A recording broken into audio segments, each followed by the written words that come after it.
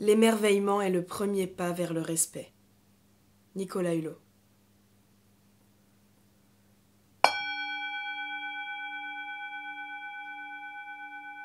Nous passons très souvent à côté des bienfaits de la nature.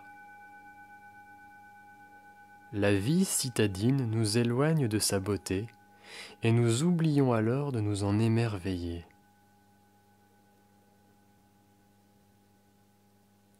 Pour cette méditation, il sera propice et fructueux, si nous en avons la possibilité, de nous installer confortablement dans un parc ou entre des arbres, afin de favoriser notre proximité avec la nature.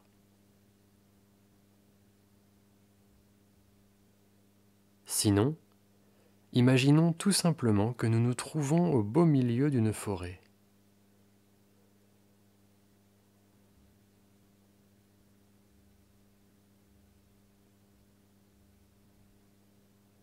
Une fois que nous sommes prêts, fermons les yeux et prenons conscience de notre souffle et des mouvements de notre respiration.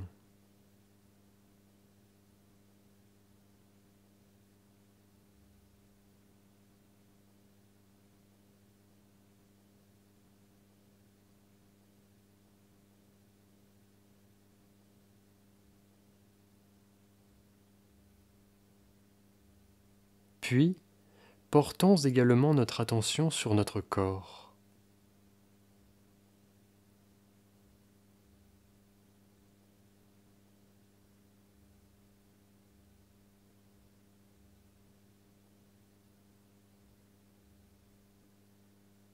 Tout comme les arbres qui nous entourent, il se tient là, immobile, accueillant les caresses du vent.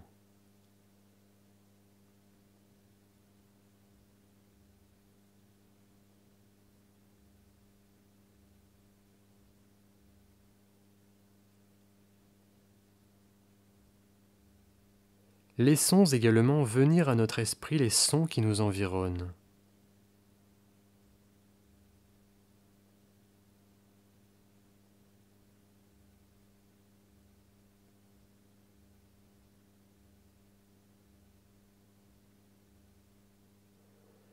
Le chuchotement du vent dans les feuilles des arbres, bien sûr, mais également les chants merveilleux des oiseaux.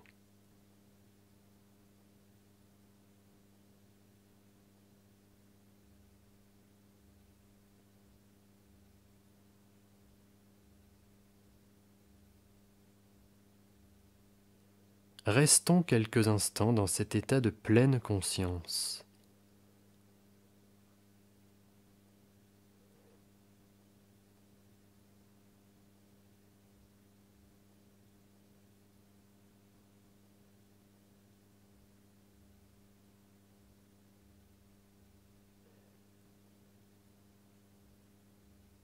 Malgré notre inertie, ne nous sentons-nous pas vivants ?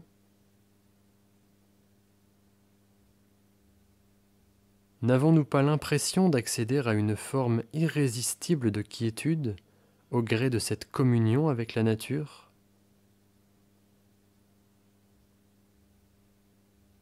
C'est certain, échanger avec elle nous fait du bien. Il est d'ailleurs prouvé scientifiquement que lorsque nous sommes souffrants, passer du temps en forêt réduit la durée de notre guérison.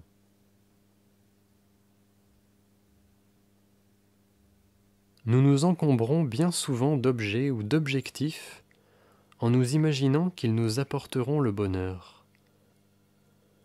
Mais ce que nous offre la nature suffit en réalité amplement à notre bien-être.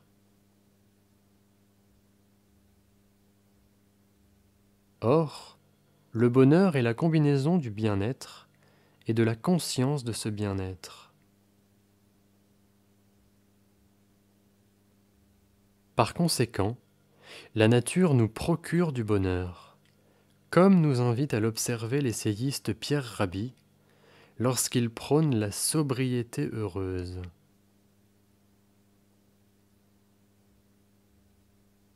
Ce concept ne signifie pas renoncer à se fixer des objectifs, mais simplement à apprécier à sa juste valeur le fabuleux décor dans lequel nous nous trouvons et dont nous faisons partie.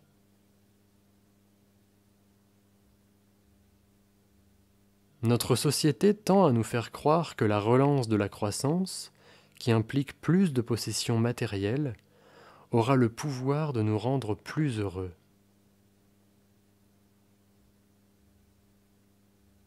Or, les études scientifiques nous montrent que plus nous possédons de choses, plus nous en désirons et plus nous sommes malheureux.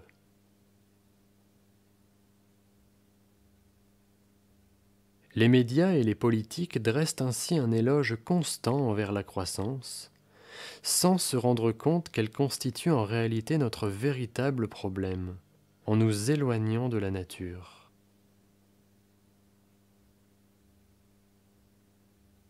En impliquant une hausse démographique et une suractivité à l'échelle planétaire, notre croissance est également la cause de la disparition de nombreuses espèces végétales et animales.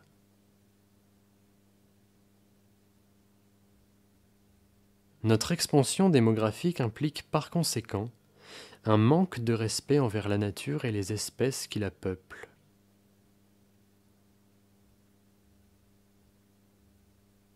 Afin de renouer avec ce respect, tâchons désormais de prendre conscience du poids des mots que nous associons aux autres êtres vivants.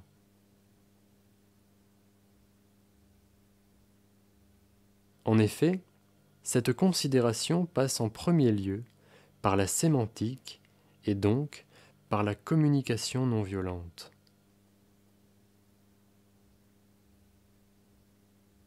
Par exemple, il nous arrive souvent de prétendre que nous avons une plante ou que nous avons un chat. Mais si nous y réfléchissons bien, est-il possible de posséder un autre être vivant ?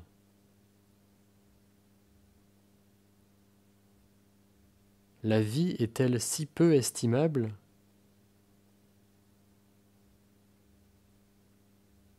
Ne serait-ce pas plus judicieux de dire que nous prenons soin d'une plante, ou encore que nous accueillons et nourrissons un chat à notre domicile ?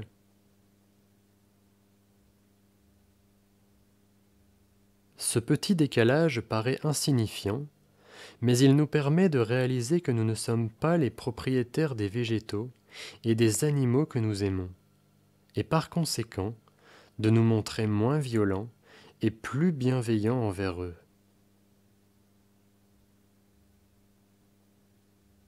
D'ailleurs, si nous élargissons la question, possédons-nous réellement les objets dont nous faisons l'acquisition ?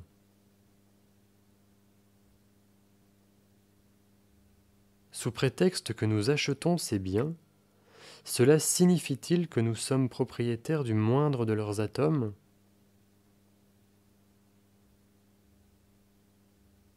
Il en va de même avec la nature.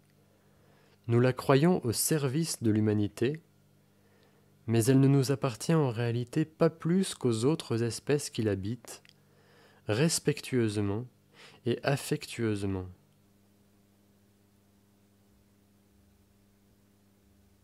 Aimons et remercions la nature pour les merveilles qu'elle nous offre, mais n'oublions jamais qu'aucun de ces prodigieux cadeaux ne nous appartient et que nous ne possédons rien.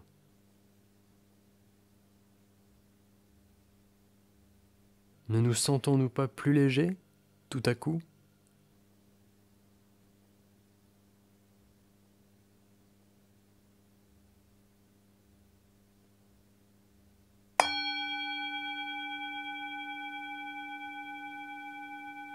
Toute possession dépossède, car nous perdons le respect des choses. Jean Rostand.